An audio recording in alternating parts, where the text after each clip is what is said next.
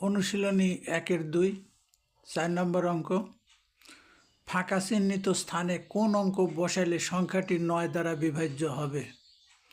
কতে দেওয়া আছে 5 ফাঁকা 4 7 2 3।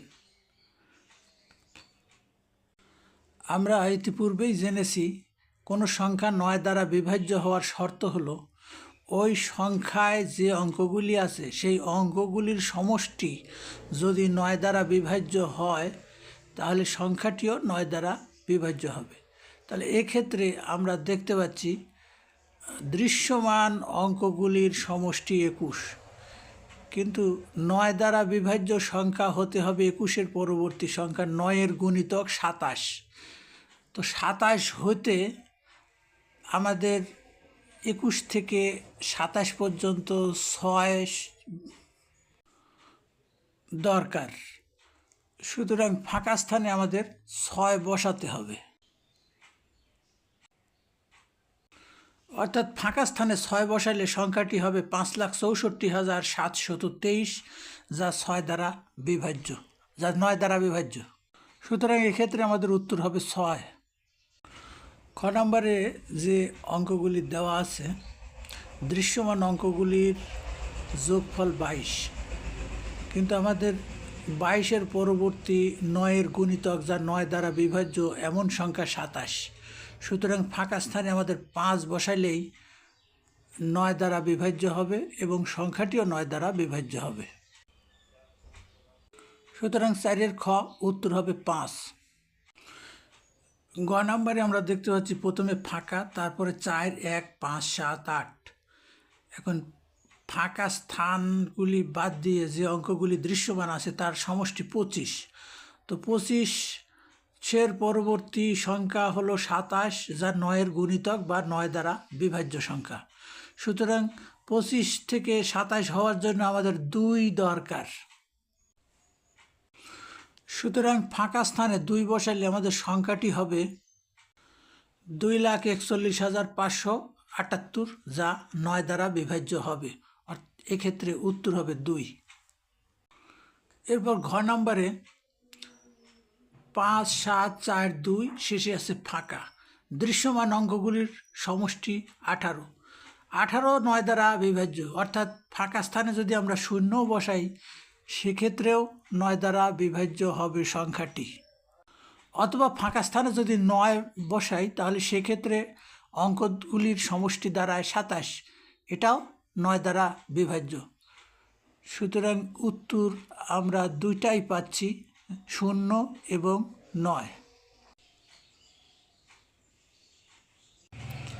5 নম্বর অঙ্কটি হলো 5 অঙ্কের ক্ষুদ্রতম সংখ্যা নির্ণয় করো যা 3 দ্বারা বিভাজ্য। আমরা জানি 5 অঙ্কের ক্ষুদ্রতম সংখ্যা 1-এর পর 4টি 0, অর্থাৎ 10,000, এবং অঙ্কগুলির সমষ্টি হচ্ছে 1, কিন্তু 3 দ্বারা বিভাজ্য হতে হলে অঙ্কগুলির সমষ্টি অন্তত 3 হতে হবে, অর্থাৎ সংখ্যাটি 10,002 হলে 3 দ্বারা বিভাজ্য হবে, অর্থাৎ 3 দ্বারা বিভাজ্য ক্ষুদ্রতম সংখ্যা হবে 10,002। এটাই উত্তর। 6 নম্বর অঙ্কটি হলো 7 অঙ্কের বৃহত্তম সংখ্যা নির্ণয় করো যা 6 দ্বারা বিভাজ্য। আমরা জানি 7 অঙ্কের বৃহত্তম সংখ্যা মানে 7টি 9 দ্বারা গঠিত সংখ্যা। সংখ্যাটি হলো 99,99,999।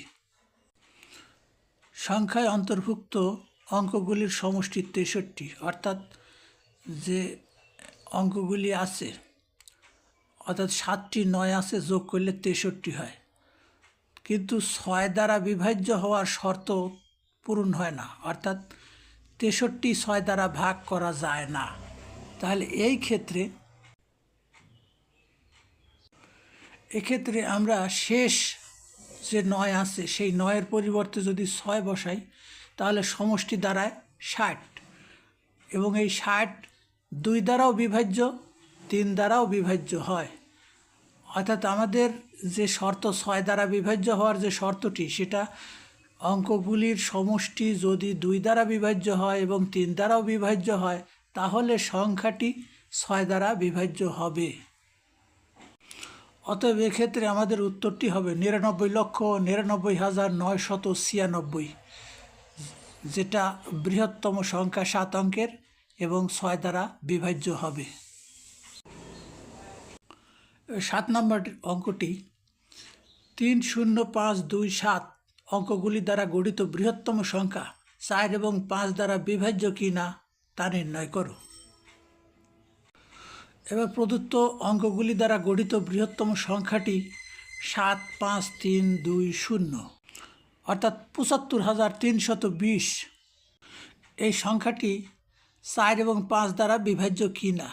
তো আমরা জানি যে কোনো সংখ্যার শেষে যদি 0 থাকে তাহলে অবশ্যই সেটা 5 দ্বারা বিভাজ্য হবে। তাহলে এক্ষেত্রে 5 দ্বারা বিভাজ্য হবে। এখন 4 দ্বারা বিভাজ্য হওয়ার শর্তটা আমরা জানি। একক স্থান এবং দশক স্থানীয় অঙ্কদ্বয় দ্বারা গঠিত যে সংখ্যাটি সেটা যদি 4 দ্বারা বিভাজ্য হয় তাহলে গোটা সংখ্যাটাই 4 দ্বারা বিভাজ্য হবে। তাহলে এক্ষেত্রে আমরা দেখতে পাচ্ছি একক এবং দশক স্থানীয় অঙ্ক বা শেষের দুটি অঙ্ক দ্বারা গঠিত সংখ্যা হয় 20, যা 4 দ্বারা নিঃশেষে বিভাজ্য। সুতরাং আমরা বলতে পারি 75,320 সংখ্যাটিও 4 দ্বারা বিভাজ্য হবে।